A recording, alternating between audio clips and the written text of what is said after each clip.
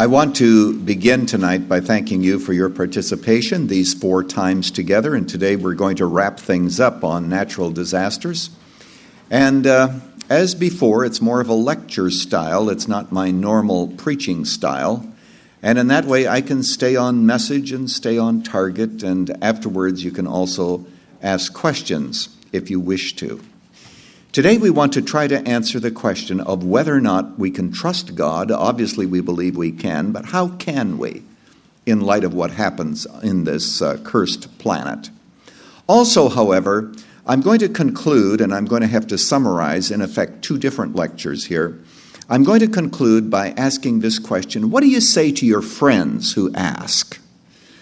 Some of you have been saying that. You're saying, we're getting a lot of theology and a lot of philosophy and all these other things, but across the backyard, when your friends ask about natural disasters, what do you say? So we're going to talk about that too. So thank you so much for being along for the ride, and we hope that you enjoy it. Wars, poverty, natural disasters, and horrendous injustices exist on this planet. Who in the world can calculate the number of buckets of tears that are wept every single hour throughout the world? Can we trust a sovereign God who could at any moment put an end to such suffering, a God who could have prevented the catastrophes about which we have spoken, the catastrophes that have pounded the planet throughout the centuries? Can we trust a God who could have had Hitler die in his mother's arms? An intellectual answer, even a true one, never satisfies the human heart. Grief is never removed because of some transcendent word about God and his eternal purposes. And yet we are encouraged to seek for answers because, as it says in the book of Ecclesiastes, God has put eternity in our hearts, and we seek understanding. No matter how difficult it is to reconcile a loving God with catastrophes, it is much easier and it is much more satisfying to do that than to retreat into atheism. And I think I should take out a few moments and speak about atheism. I do that because some of us were in Europe this past summer and discovered that Europe is filled with atheists. Can you believe this? We were at a dinner, about 5 or 6 of us were. I was invited there with my wife, as well as some other folks that were in the choir. They had relatives, and the relative says, well, sure, bring another couple along. So as the meal was being prepared and finished, the man from the choir said to me, to the host, isn't it wonderful that Pastor Lutzer is here so that he can give thanks for the food? And the woman said, well, that's not necessary because we're atheists. And she said, you can believe whatever you like. Well, obviously I didn't, because we were, after all, their guests. But I don't think you'd have that happen in America, would you?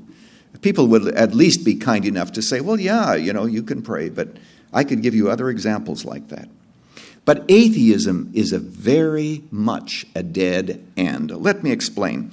The argument of skeptics can be easily stated. If a God who is omnipotent, omniscient, and loving existed, he would do away with evil and suffering. Since horrendous suffering exists, he must either be weak, unknowing, or sadistic. Since such a God does not command our respect, atheism seems to be attractive. Atheists therefore look about, see the misery millions endure, and ask sarcastically, where was your God when the tsunami happened? And they defy anyone to give an answer. But atheists have no right to ask us where God was when the tsunami happened. To ask the question is to assume the existence of God, because if there is not a creator God, if we are but a complicated combination of atoms that sprung into existence randomly, then the very idea of good or evil, of caring or not caring, is totally, completely irrelevant. Those concepts cannot exist in an atheistic world. After all, according to atheists, atoms have arranged themselves blindly according to haphazard patterns, and whatever is. So if the atheist asks the question where God is in a disaster, he is assuming a moral framework that can only exist if God exists. Remember, according to the naturalist, the atheist, we came from atoms. I could expound upon this at some detail, but we shall have to skip it, except to say this. Imagine In an atheistic world, there can be no soul, there can be no spiritual substance, there can be no mind, because remember, we came from some kind of a slimy pit, and these atoms, they all got together in this complicated way, and what atheists have to believe is that matter can think. You and I know right well matter can't think, and if it does it according to certain chemical laws over which we have absolutely no control. Whatever is. Atheism is irrational and does not satisfy the human heart. I could go into explanations given by C.S. Lewis, how that the moral law in the heart, Lewis says, is further proof of the existence of God, because the very fact that we have a notion of good and evil, justice and injustice, means that there has to be a moral lawgiver. It cannot arise from the slime of a pit. Then Lewis also goes on to show how the moral law is a better reflection of God than the universe. I'm going to read this. He says, "We have two bits of evidence about the somebody, that is, about God. One is the universe he has made. If we use that as our only clue, then I think we should have to conclude that he was a great artist, for the universe is very beautiful in places. But also that he is quite merciless and no friend to man, because the universe is a very dangerous and terrifying place. The other bit of evidence is that moral law which he has put into our minds. And this is a better bit of evidence than the other because it is inside information. You find out more about God from the moral law than the universe in general, just as you find out more about man by listening to his conversation than by looking at the house he built." That's interesting, isn't it? Well, so much for atheism. If you're confronted with natural disasters, that's a very, very bad option. So we turn now to an intellectual answer, then we'll talk about a personal answer, and that's the way in which we're going to go tonight. First of all, the intellectual answer. So we have to return to the question, if God is all-powerful and has all knowledge, is he also good? That's what we want to know. Does he deserve our trust? If the answer is yes, and I hope that we say it is, we must affirm that there must be a morally sufficient reason for God to allow or to ordain the disasters that we see, whether they are caused by nature or human beings. Because if there is no higher purpose in these evils, the Almighty would be operating blindly, making the best of tragic events, but unsure of his overall plan. The Bible stands in stark opposition to Rowan Williams, the Archbishop of Canterbury, who wrote dismissively about the, quote, vacuous words pouring out about the nature of God's power and control, or about the consolations of belief in an afterlife or whatever. He continues, every single random accidental death should upset a faith bound up with comfort and ready answers. Contrary to the Archbishop, I believe that we should speak about God's power, control, and we should console and comfort ourselves with the certainty of an afterlife. I also believe that we should not have our faith upset by every random accidental death, although I do agree that we should be cautious about ready answers. I must emphasize the point I made previously, that if God is not in control of natural disasters, then I am not in God's hands. I'm in the hands of fate. The weak God of modern liberalism is hardly able to speak comfort to those who seek it. But at this point, we have to return to the question we first raised in the first lecture. And I'm sorry that this is a little bit philosophical, but all of you have been so kind, and so far you're still all awake, so I'm going to plow ahead. We have to return to the question we raised in the first chapter, is this the best of all possible worlds? Why did God choose this world if he had so many different options, as Leibniz said that he did? Well, that's the question. Can this be the best of all possible worlds? We have to return to that question. We must answer that question in this way. Looked at through a narrow lens, the answer obviously is no. Of course, this isn't the best of all possible worlds. But if you look at it from the scheme of God's eternal purpose, If you look at it from that standpoint, we have to believe that what God has chosen to do is good and right. This is not the best of all possible worlds, but it is a part of the best of all possible plans. We have to believe that if we believe in the God of the Bible.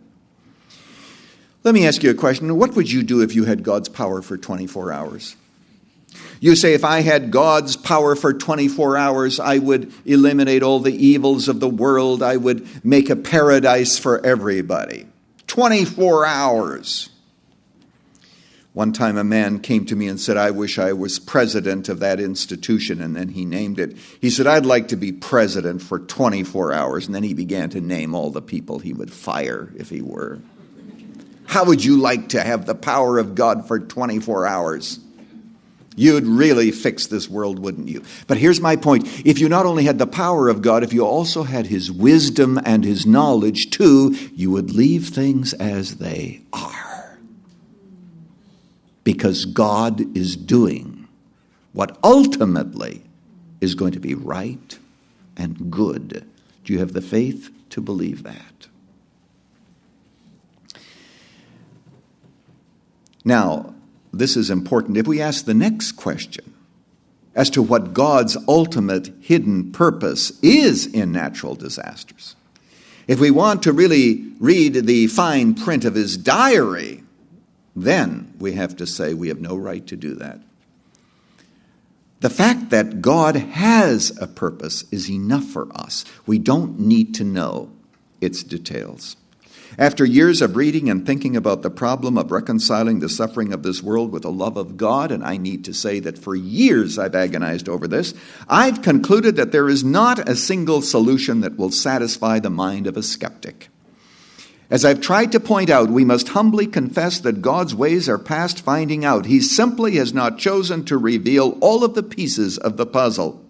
After all of the theological essays have been written, after all of the debaters have become silent, we still do not understand, and we still must confess mystery. As John Stackhouse has written, the God of predestination, the God of worldwide providence, the God who created all and sustains all and thus ultimately is responsible for all, this God has revealed to us only a glimpse of the divine cosmic plan. God has not let us see in any comprehensive way the sense that suffering makes, the method in the madness. God has chosen instead to remain a mystery. And let's confess that tonight. Yes, God has chosen to remain a mystery. In his book on First Principles, Origen, one of the early teachers of the church, described what Paul meant when he wrote about God's judgments, that they are unsearchable and his ways unfathomable. Origen said, Paul did not say that God's judgments were hard to search out, but that they could not be searched out at all. He did not say that God's ways were hard to find out, but rather that they are impossible to find out. For however far one may advance in the search and make progress through an increasing earnest study, even when aided and enlightened in the mind by God's grace, he will never be able to reach the final goal of God's intentions. Let's put it that way. But as I've mentioned, even though we are on the precipice of mystery, even though we cannot understand, we have some good reason to believe. And that's where I go now. Now let's talk about a personal response and a personal answer. Let's bring this down to a matter of heart. We have been talking about the head. Now let's bring it down to the heart. Can you trust him? In order to illustrate the demands of faith, Basil Mitchell tells this parable. He says, in a time of war in an occupied country, a member of the resistance meets with a stranger one night who deeply impresses him.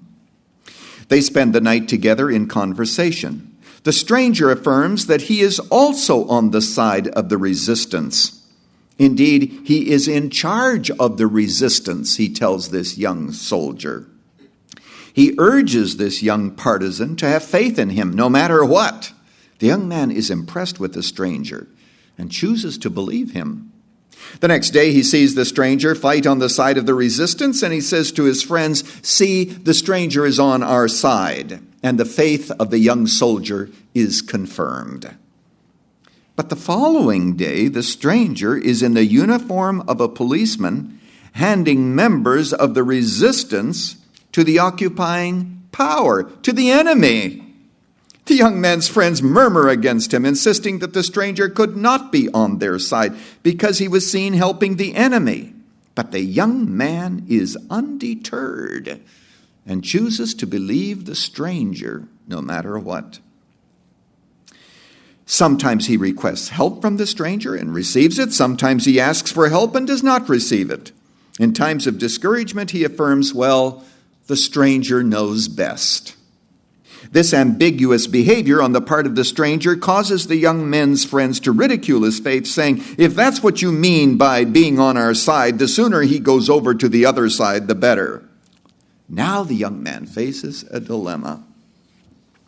Does he conclude that the stranger is not on his side after all? Or does he go on believing? Now let's think about this parable, and there are two lessons that we have to learn from it. First, whether or not we will continue to believe is dependent on the meeting that we've had with the stranger, namely Jesus. If in Jesus we see God close to us, God loving us, God forgiving our sin, then we will go on believing no matter what.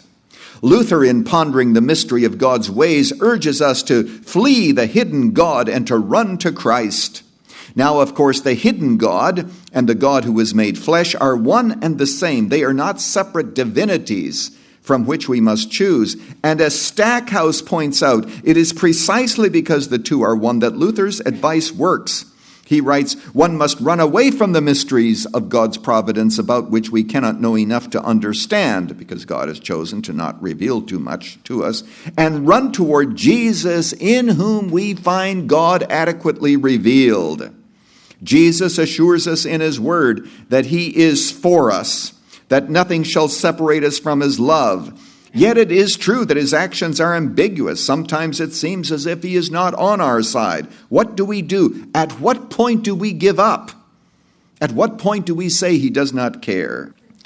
The answer depends upon the strength of our bond with Jesus, the stranger. The better we know him, the more we love him, the more we serve him, the more able we are to continue to believe no matter what, against all odds. We will not judge his love for us by circumstances, but we will know that there is nothing ultimately that can separate us from his love, because we've met the stranger, and so we believe. There's a second lesson, too, from the parable that's implied, and that is that the question about the mystery of evil are not solved in this life. It is true that some days it appeared as if the stranger was on the side of the enemy, and the conflict dragged on. But remember, as I've explained before, God has all of eternity to explain to us the mystery of evil. Therefore, we do not lose heart. Though outwardly we are wasting away, yet inwardly we are being renewed day by day. For our light and momentary troubles are achieving for us an eternal glory that far outweighs them all. We fix our eyes not on what is seen, but on what is unseen. For what is seen is temporary. So we see the children weeping on that CNN special as a result of an earthquake. We see lives lived in despair and hopelessness. But yet down deep inside we believe that the last chapter in the history of this world has not been written. Skeptics are unconvinced, but those of us who have met the stranger are convinced that he knows and that he cares. And we are also sure that the last chapters of the book he is writing will someday clarify the meaning of the earlier smudged pages. Remember that old story of the blotches of ink and how an artist came and took the blotches and worked it into a very beautiful painting. We have to believe that that's what the stranger is going to do. Those of us who have come to know the stranger are apt to believe his words of hope and comfort. To his disciples who were about to be bereft of their leader, he said, "Do not let your hearts be troubled. You believe in God, believe also in me. In my Father's house there are many rooms," and so forth. You know the passage all too well. You say, well, Pastor Lutzer, why does our Heavenly Father not care for us like our earthly father does? Those of us who've had good earthly fathers, we know that he would never allow us to go through cancer, to go through a natural disaster, to be decimated by illness and despair. Does our Heavenly Father love us less? Well, the answer is no, he loves us more, but he has an entirely different set of priorities, doesn't he? We value health, he values faith. We value comfort, he values patience. And so he loves us, but because he has different values, he allows us to go through the suffering that we experience. What if God wanted to set up a series of circumstances to prove that some people will go on trusting him even in the midst of pain and in the absence of clear explanations? What if our faith means so much to the Almighty that he is willing that we suffer to prove our devotion and our love, even when so much that happens in the world seems to count against his care and his compassion and his love? What if our faith is so valuable to God? This is an awesome quote from C.S. Lewis. Screwtape is writing to Wormwood. Do not be deceived, Wormwood. Our cause is never more in danger than when a human, no longer desiring but still intending to do our enemy's will, that's God's will, looks around upon a universe from which every trace of him seems to have vanished, and asks why he has been forsaken, and he still obeys. After John the Baptist was thrown into prison, he began to have second thoughts as to whether or not Jesus was the Messiah. By the way, there's no problem with doubt. Your doubt can actually lead to stronger faith. There are many people who doubt, and they are genuinely saved. There are some people who are quite confident, and they're not saved at all. Depends what it is that they are trusting. But it's possible to go through periods of doubt. Somebody was here in one of these sessions and talked to me about the doubts that he has. John the Baptist was in prison, and he began to doubt whether Jesus was the Messiah. John the Baptist read in Isaiah that when the Messiah comes, the prisons are going to be opened, the dead are going to be raised, justice is going to rule. He made the same mistake that many people make today who believe that all of the blessings of the atonement are ours now. Health, wealth, healing, same mistake. So he looked around, that is the same mistake in terms of interpretation of Scripture. He looked around and he said, I just don't see God in this. Why should I be sitting here in jail if Jesus is the Messiah and he has the power to get me out? So he sent a delegation, and he said it, I'm sure, timidly, but clearly he said, ask Jesus a question. Art thou he that should come, or should we look for another? Did I misidentify you? Did I make a mistake? Maybe you're not who I thought you were. Jesus, you remember, said, hey, go tell John that the dead are being raised. Tell him that miracles are happening. And then add this, blessed is the person who is not offended because of me. I like to give it the Lutzerian translation. Blessed is the person who is not upset with the way I run my business. Blessed is the person who goes on believing even against all odds. Blessed is the person who goes on believing when he doesn't see the miracles. Blessed is the person who goes on believing when he doesn't see the care of God, but he believes anyway. I need to summarize, obviously, because we still have a ways to go. Remember Job? We talked about him earlier. Remember the experience that he had 10 children dead. 10 children dead, 10 brand new graves on a hillside. And they were dead because of natural disasters, lightning and a windstorm. Okay. Now, isn't it interesting that Job's wife suggested suicide? She did it compassionately. She saw his suffering, and she said, curse God and die. In Hebrew, the word curse and the word bless are essentially the same word. Barak. That's what the scholars tell us. When you are confronted with a disaster of such proportions, you can do one thing. You can curse or you can bless. And what Job did was he blessed and he worshiped without explanations. As I mentioned earlier, he did not know the prologue to his book, didn't know that God and the devil had this talk about him. Everything happens out of the blue without any explanation, without any word from God as to what this is about. And Job worships anyway. I conclude this particular section, but don't leave yet, by saying, birds sing, not because they understand, but because they have a song. Now I want to end the next 10 minutes answering this question. What do you say to your friends? I know that you've been listening to all this, and I hope that you remember some things that I tell you, but what do you say when somebody says, hey, you're a Christian. What about that earthquake? What about that disaster? What about that mudslide? Where's God in it all? What do you say? Could I give you some suggestions? Thank you for giving me the privilege. First of all, what you need to do is to tell them that everyone who hears of these disasters should begin by lamenting what has happened. Many of us are better at trying to explain natural disasters than we are weeping over them. An entire book of the Old Testament describes in vivid detail the grief that the prophet Jeremiah experienced at the destruction of Jerusalem. He recognized that even when the enemy came, God was in charge. It was he who inflicted the judgment, but the prophet weeps nonetheless. Listen to what it says. Is it nothing to you, all you who pass by? Look around and see. Is any suffering like my suffering that was inflicted upon me, that the Lord brought upon me in the day of his fierce anger? From on high he sent fire down into my bones. He spread a net for my feet and turned me back. He made me desolate, fainting all day long. He's impersonating the city of Jerusalem. This is why I weep and my eyes overflow with tears. No one is near to comfort me, no one to restore my spirit.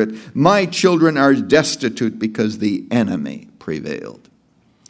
Notice Jeremiah combines good theology with tears. He says the Lord brought this disaster upon the people. And that's right, he did. Used evil people to do it, but it came from the Lord. But he doesn't stoically accept this and go around finger pointing with judgment. Rather, he grieves. Natural disasters cause us to pause. They ask us to ask hard questions. And if we care about the world, they drive us to tears. Can anyone staring at the destruction of a tsunami on television not weep? Surely a heart of compassion takes time to identify with the loss and the suffering. Grieving hearts can only be touched by other grieving hearts, sharing pain and mingling tears. Any answer we give must begin with personal compassion and a heavy heart. And tears, of course, should lead to deeds. We can't all go. I admire those who get on planes and go to these places. We can't all do that, but we can sure all give. And here at the Moody Church, as you know, we've taken 2 offerings this past year for natural disasters, for Samaritan's Purse, because we all need to be able to identify with this human need. We cannot answer this question with a judgmental, know-it-all kind of spirit. We come with humility. We don't come with ready, packaged answers. And so that's where we begin. So that's what you tell your friend. You say, well, you know what, the first thing we ought to do is we ought to weep over what happened and feel the pain of these dear people. Secondly, I think what we need to do is to also point out that we should really ask a different question. Instead of asking, why are so many people killed in natural disasters, let's turn that question around and ask this question, why are still so many people living? We've learned previously that the sunshine and the crops that we experience are a sign of the mercy of God, and disasters are a reflection of his justice and even anger. Yet how many people who are angry with God never give him thanks for beautiful weather, the numerous benefits that nature regularly bestows upon this planet? Every day of life, sunshine, food, and health is a gift that God does not have to give us. He multiplies many blessings for both the righteous and the unrighteous. Jesus said, "But I tell you, love your enemies, pray for those who persecute you, that you may be sons of your Father in heaven. He causes his sun to rise on the evil and the good, and sends rain on the righteous and the unrighteous." If we're tempted to be angry with God, we should ask the question, how many times do we pause to give him thanks? For times when the earth doesn't shake, when there is no flood, when the weather is nice. The sun shines to warm us, the rain falls to bless us, and the stars shine to remind us that God is not just in heaven, but also on earth, giving us undeserved mercies. So we should be grateful. The same book of Lamentations that talks about the agony of Jeremiah also says in chapter 3, "Because of the Lord's great love, we are not consumed, for his compassions never fail. They are new every morning. Great is your faithfulness."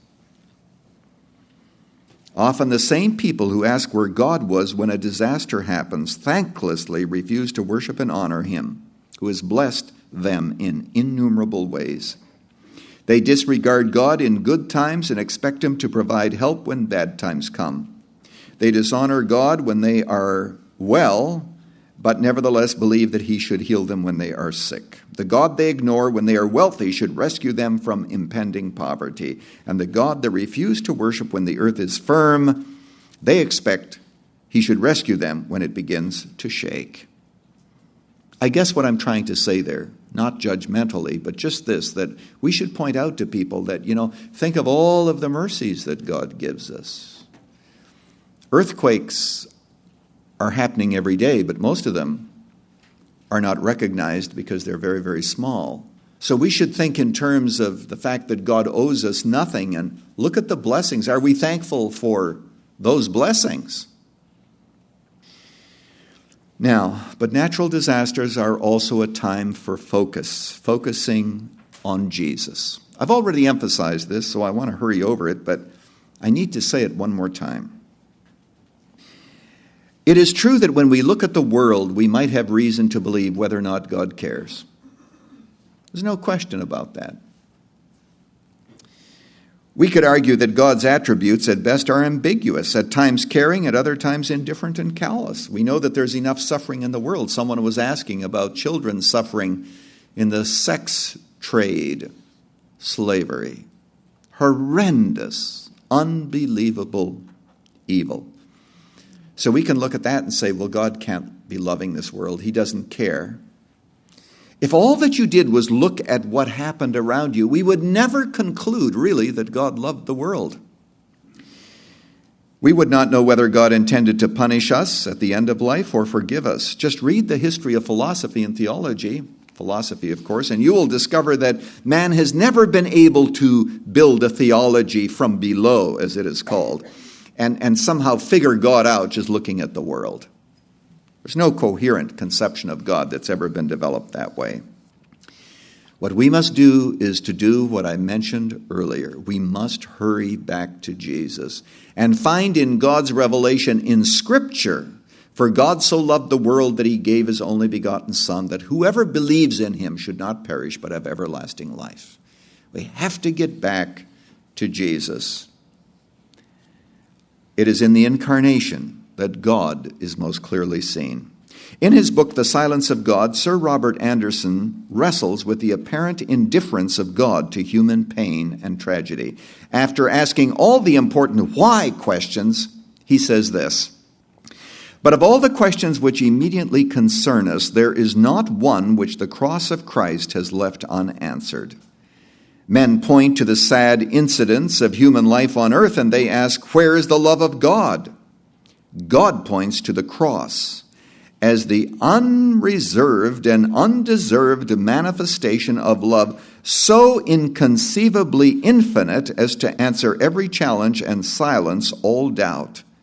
And that cross is not merely the public proof of what God has accomplished. It is the earnest of all that he has promised. The crowning mystery of God is Christ, For in him are all the treasures of wisdom and knowledge, and those hidden treasures are yet to be unfolded. It is the divine purpose to gather together all things in Christ. Sin has broken the harmony of creation, but that harmony shall yet be restored by the supremacy of our now despised and rejected Lord. He goes on to say that it was in this power and the power of these truths that the martyrs died. Hear me carefully when I say that when martyrs were marched to the stake, heaven was just as silent as it was during the tsunami or Katrina. Yes, when they went to the stake, no sights were seen, no voices heard, no deliverance granted. There was no external proof that God was with them. But, says Anderson, with their spiritual vision focused upon Christ, the unseen realities of heaven filled their hearts as they passed from a world that was not worthy of them to the home that God had prepared for them that love him. Tragedies of all kinds remind us to find our hope in Jesus. When your friends ask, get very quickly to Jesus, because in him we have hope and understanding. I want to conclude with talking about some earthquakes in the Bible. The first earthquake in the Bible happened at Mount Sinai. Let's put ourselves in the trembling sandals of the Israelites. Mount Sinai was covered with smoke because the Lord descended on it in fire. The smoke billowed up from it like smoke of a furnace. The whole mountain trembled violently, and the sound of the trumpet grew louder and louder. Then Moses spoke, and the voice of God answered him. First earthquake in the Bible, Mount Sinai shook. Many years ago, 1968 to be exact, I had the privilege of going to Mount Sinai, spending the night in St. Catherine's Monastery, then getting up at 3 a.m. with the group. To go to the top, we had to walk up at that time because it would be too hot during the day. And whether or not it is the right place, because there are other mountains that could be Mount Sinai, it's very, very tall. And it is a mound that burned with fire. It just looks like hardened lava. Incredible. And as we walked to the top of Mount Sinai, where perhaps Moses was for so long, it just seemed as if, wow, this is where God came. This is the mountain that shook. Could tell you some other things about Mount Sinai, but we don't have time. Now, that's Mount Sinai. The mountain trembled because God wanted the people to stand in awe of his power and be appropriately afraid to come to him carelessly. The voice of words spelled out the content of the moral law. The voice of nature spelled out his power and authority. The 10 Commandments shouted his rules for living, but nature was shouting his rules for worshiping. To fear him was not only appropriate, but it was commanded. Wow. Now let's skip the centuries and consider the earthquake that coincided with the dying of Jesus. At that moment, the curtain of the temple was torn in two from top to bottom. The earth shook and the earth split. Wow. You'll notice how when God really reveals himself, he often uses earthquakes. The timing of the earthquake at Sinai and the earthquake at Calvary could not have been more precise. 2 earthquakes, 2 acts of revelation, 2 judgments. On Mount Sinai, God spoke the law with its inflexible demands and warned of disobedience. On Calvary, God spoke words of kindness and mercy through the lips of Jesus, even while he was being judged for our sins. Both events were accompanied by the shaking of the earth, a reminder that when God speaks, even the mountains and rocks tremble. These 2 events are given an interesting interpretation in the book of Hebrews. God is spoken of as shaking the earth on Sinai and shaking the whole heavens at Calvary. And that prefigures another shaking. Let's let the author of Hebrews describe it. See to it that you do not refuse him who speaks. If they did not escape when they refused him who warned them on earth, how much less will we if we turn away from him who warns us from heaven? At that time his voice shook the earth, but now he has promised, once more I will shake not only the earth but also the heavens. The words once more indicate the removing of what can be shaken so that what cannot be shaken will remain.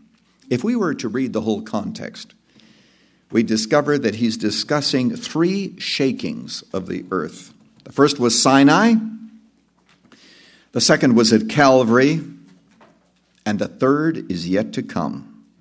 The worst natural disaster of all time is still future.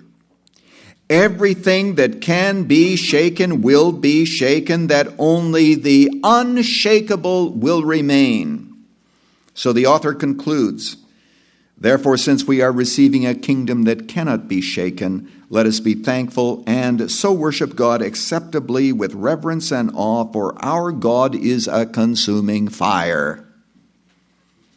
Peter describes the final and the most awesome natural disaster that will ever come to this planet.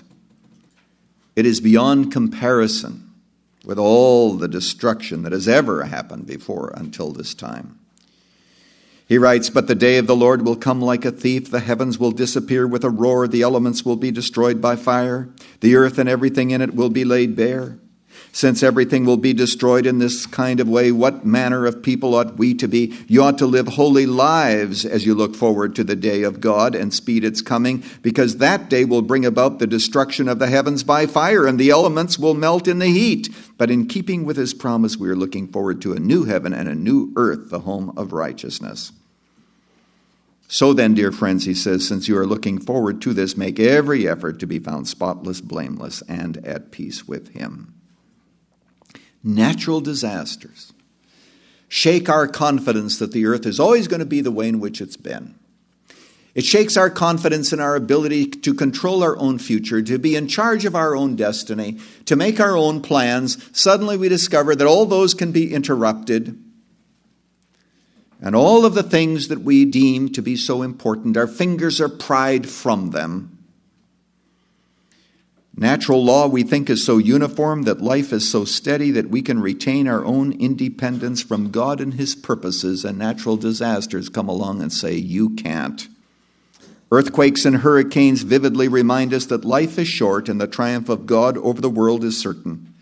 There's a time coming when everything that has been nailed down will be torn up, and in the final judgment the whole earth will be destroyed, and all that will remain will be burned. All that remains will be burned. All that will be left in the end is demons, angels, people, and God. And of course, the earth will be recreated. Yes, natural disasters are God's megaphone shouting to this world, but that's not the only way in which God speaks to us. Recall that Elijah the prophet was asked to go to stand on a mountain in the presence of the Lord as the Almighty passed by. And this was pointed out to me by a professor at Moody Bible Institute who has studied earthquakes in the Bible. Notice this. Regarding Elijah, it says, remember this is in 2 Kings, then a great and powerful wind tore the mountains apart and shattered the rocks before the Lord, but the Lord was not in the wind. After the wind there was an earthquake, but the Lord was not in the earthquake. And after the earthquake came a fire, but the Lord was not in a fire. And after the fire, a gentle whisper. Sometimes God shouts and sometimes he whispers. If we are quiet, we can hear his voice asking us to turn from our self-absorption to him, to turn from the uncertainties of this life to the certainty of life in the next, to exchange our own petty kingdom for one that can never be shaken. If he will not be heard in natural disasters, perhaps he will be heard in the quietness of our souls. Perhaps we will take the time to ponder his mercy and heed his warnings given through Jesus Christ our Lord, who said, therefore keep watch, because you do not know on what day your Lord will come. But understand this, if the owner of the house had known at what time of night the thief was coming, he would have kept watch and would not have let his house be broken into. So you must be ready, because the Son of Man will come at an hour when you do not expect him. And in our questions today, we notice that when the Son of Man comes, it's going to be accompanied by unbelievable natural disasters. The sun will stop shining. Obviously, the moon will therefore stop shining. Stars will fall onto the heavens, from the heavens, it says. And then will appear the sign of the coming of the Son of Man. And we will be reminded of the fact that this world is not our home. We're just a passing through. Our treasures are laid up somewhere beyond the blue. The angels beckon me from heaven's open door, and I can't feel at home in this world anymore. And thus ends my lectures on natural disasters.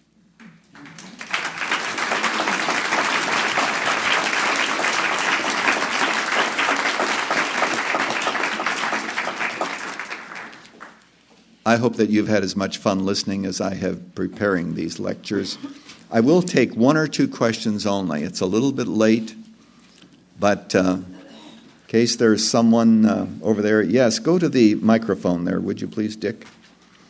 It's set up there for you. Speak right into the mic and make it as simple as you can. Turn around the other way or whatever. I'm going to ask you an obvious question. Did you tape record all this for us? Yes. Thank you. All right, good. Pastor, how often does God judge us as a nation just when natural disasters occur? Jeff has asked an interesting question. How often does God judge us as a nation? Here's what you often hear from people. You know, unless America repents, God is going to have to judge us. My dear friend, God is already judging us severely. We are under God's judgment. He judges us in many different ways. And it's not just when natural disasters come. In the Old Testament, in the book of Deuteronomy, God said to the Jewish nation, I'm going to judge you, I'm going to do this to you, I'm going to do this to you, but the final judgment is going to be the destruction of your families. Mothers are going to be weeping over their children. Children are going to be weeping over their fathers. And then he even goes on to say that things are going to be so bad that you're going to want to eat them because you're going to be starving to death. The final destruction is the destruction of the family. Now look at America today, rampant with divorce, the destruction of the family. All that is judgment.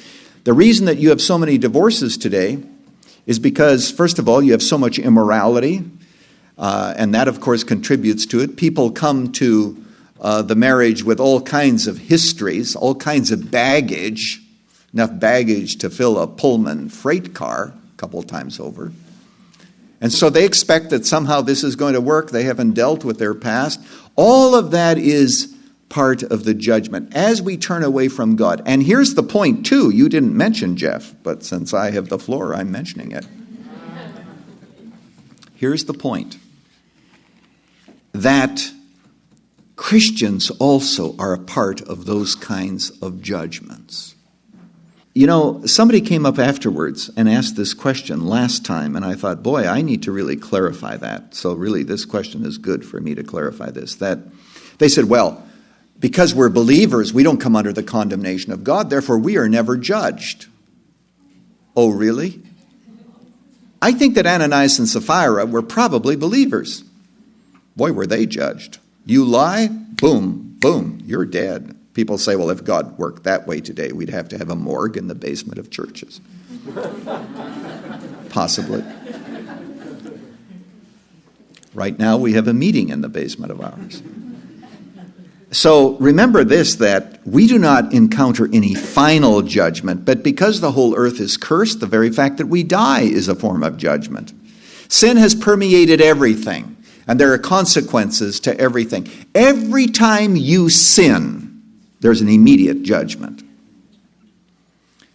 Now, it may not be of great consequence, and if you confess your sin, you might be able to get beyond it quite easily.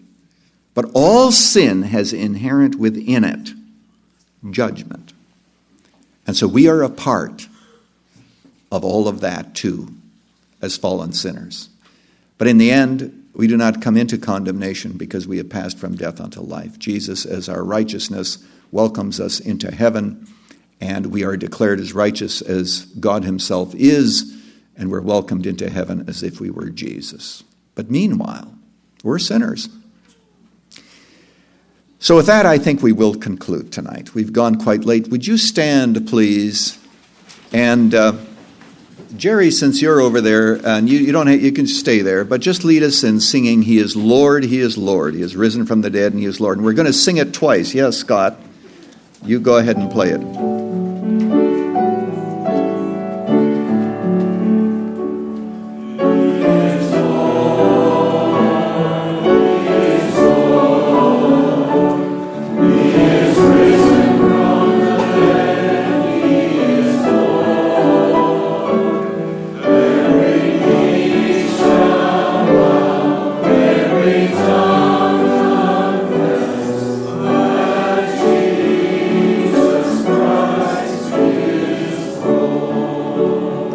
Let's sing it again with more enthusiasm, all right? He is Lord, He is Lord, He is risen from the dead, He is Lord. Every knee shall bow, every tongue confess that Jesus Christ is Lord.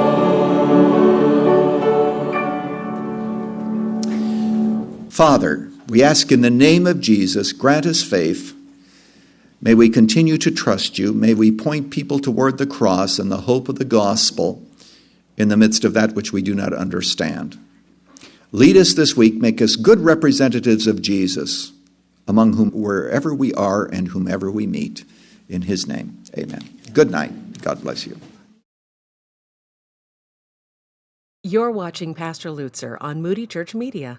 If you enjoyed this and would like to hear additional teaching from God's Word, please subscribe to this channel or visit our website at moodymedia.org. May God bless you richly.